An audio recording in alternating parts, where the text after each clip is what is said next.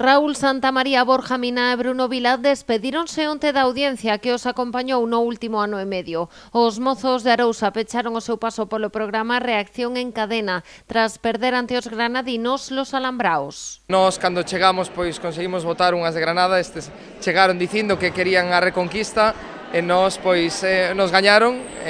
tivemos un día, bueno, despois de 400 programas ter un día malo creo que pode pasar a calquera, e nos tocou, pois, nos gañaron, a ver canto continúan.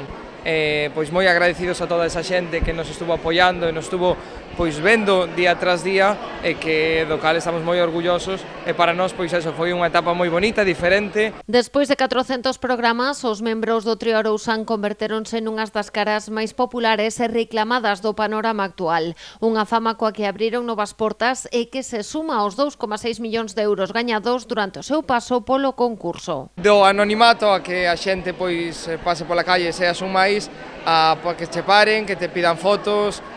pois eso, a vivir de acontecementos moi importantes, que ter invitacións a cousas que antes non tiñamos, e claro, na conta corrente pois tamén un colchón moi importante, sobre todo para mozos como a nós, que temos unha idade pois que temos moitas cousas por diante, que te dá unha alternativa pois a facer moitas cousas. Do seu paso por Reacción en Cadena quedan cos bos momentos, aínda que lamentan a polémica xerada nos últimos días pola exclusión dos mozos de Arousa das badaladas de fin de ano de Telecinco. Recibimos a noticia poucos días despois de ter ese acordo verbal pois oficial de que íbamos a dar, pois recibimos que non iba a poder ser, e para nós é unha mágoa porque era unha forma de cerrar este ano, esta etapa pois con toda esa xente nun día tan familiar, e para nós pois eso, triste, pero moi contentos de todo vivido deste tempo. Non darán as badaladas en Mediaset, pero si o farán para os seus veciños. Os mozos de Arousa serán os encargados de dirixir a tradicional festa de fin de ano adiantado de Vila García,